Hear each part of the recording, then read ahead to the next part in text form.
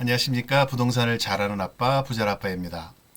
혹시 리츠라고 들어보셨나요? 그 과자 이름에도 뭐 리츠라고는 있지만 부동산에도 리츠가 있습니다. 오늘은 다소 생소한 리츠에 대해서 이야기해 보도록 하겠습니다.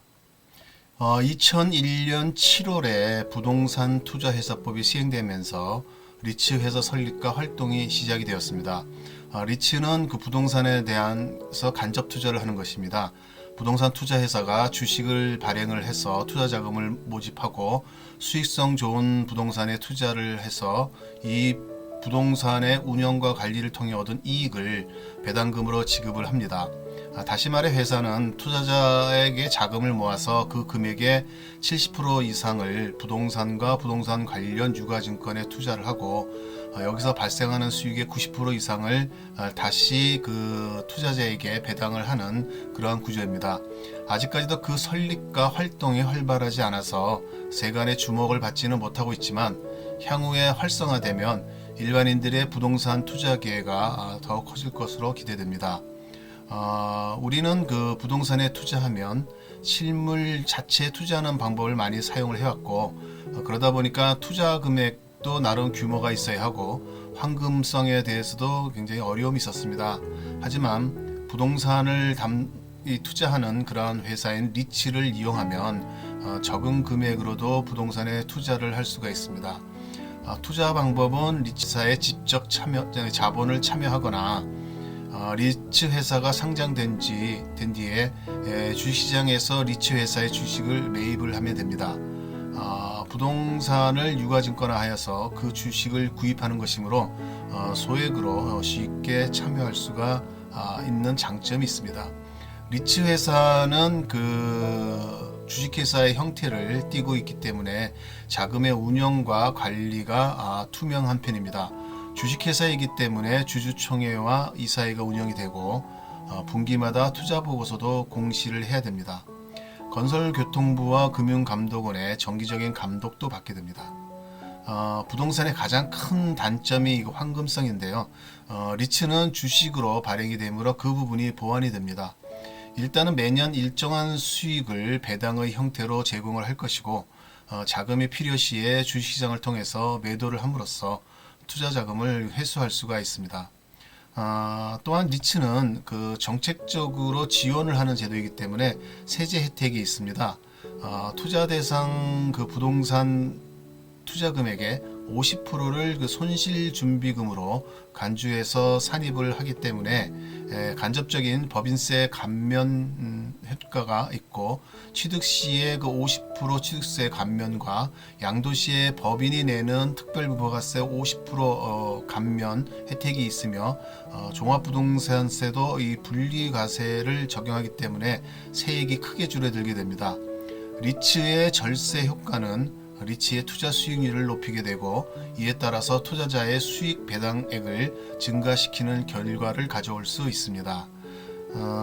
그리고 또한 그 건실한 리츠 회사를 선택할 수만 있다면 불경기에도 이렇게 안전하면서도 비교적 높은 수익을 보장받을 수 있는 그러한 투자 방안이 될 수도 있습니다.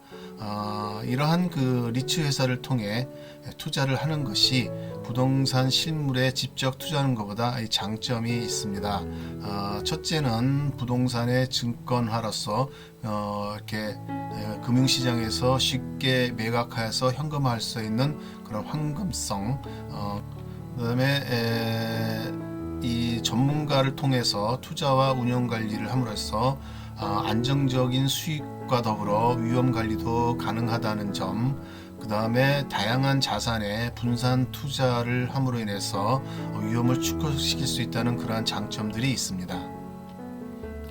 네, 그러면은 부동산 투자 회사인 리츠는 어떠한 부동산에 투자를 할까요? 아마도 그 장기적인 현금 흐름이 좋고 기본 수익성이 보장되는 부동산이라면 어떤 것이든지 리츠의 투자 대상이 될 수 있을 겁니다. 그래서 황금성이 좋고 임대 등을 통해 상대적으로 수익률이 높을 것으로 예상되는 아파트, 오피스텔, 상가, 호텔, 유일학시설 등이 투자를 좀 하는 것 같고요. 현행 그 부동산 투자 회사법에 명시된 투자 대상으로는 부동산, 유가증권, 부동산 사용권, 도로 운용권 등에 할 수 있게 되어 있습니다. 자, 그러면은 우리는 리츠를 선택할 적에 어떠한 리츠를 선택을 해야 될까요? 일단은 그 연간 수익률이 잘 나온 리츠를 선택해야 합니다. 미국은 리스 제도가 정착되고 잘 발달되어 있어서 2000년대 그 평균 수익률이 29%로 높은 수익률을 보여주고 있습니다. 하지만 이거는 그 대규모 개발형 리츠가 포함된 미국의 이야기고, 우리나라는 매입형 임대에 국한되는 데다가 투자 규모도 한계가 있어서 높은 수익률을 기대하기가 어렵습니다. 그래서 리츠는 아무래도 그 수익률이 보장되지 않는 안전자산이기 때문에 투자 금액이 손실이 날 수도 있는 그런 위험자산입니다. 그래서 채권 금리보다는 조금 높은 수익을 기대를 해야 될 겁니다. 그리고 또한 리츠를 투자할 적에는 리츠 회사가 일단 견실한지를 좀 파악을 하고, 상장 후 수익률은 얼마나 나올지, 앞으로 투자함에 있어서 부동산 시장의 동향은 어떨지를 고려해 본 후 신중하게 결정을 해야 합니다. 특히나 지금은 그 리츠가 제대로 활성화되어 있지 않아서 정보를 쉽게 파악하기가 좀 어려운 부분들이 있습니다. 그래서 증권회사 같은 곳에 그 리츠 부문 전문가와 상담을 하는 것이 좀 바람직해 보입니다. 그리고 최근에 이렇게 부동산이 상승하고 과열되다 보니까 정상적인 리츠 회사가 아닌 부동산 그 사설 펀드들이 많이 생겨나고 있습니다. 수익률을 몇 프로를 보장한다 하는 것을 이렇게 투자자들을 현혹하고 있는데, 지금 시대에 확정금리를 주는 것은 사실 은행 적금밖에 없고 그 금리도 매우 낮은 편입니다. 높은 금리를 확정적으로 준다고 하는 것은 일단 의심해 봐야 합니다. 리츠뿐만 아니라 부동산 펀드, 금융상품 펀드 등 모든 상품들이 원금의 손실이 날 수 있는 상품입니다. 그러므로 부동산 관련 상품에 투자를 할 때는 다음과 같은 점에 좀 주의를 하셔야 됩니다.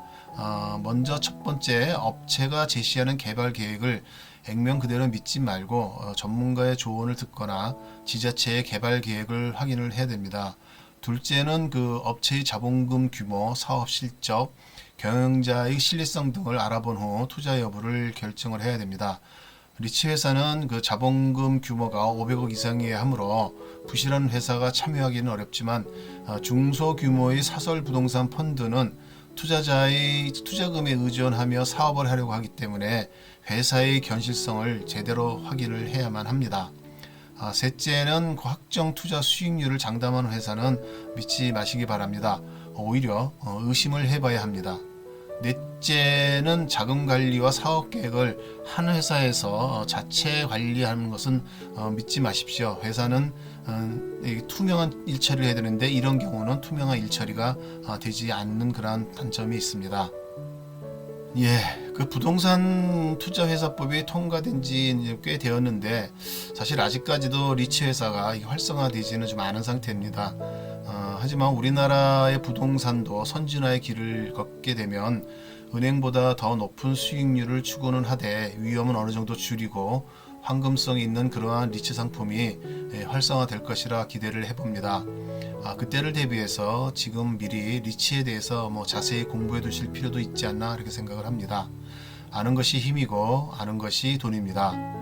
이상은 부자라빠의 부동산 길라잡이였습니다. 감사합니다.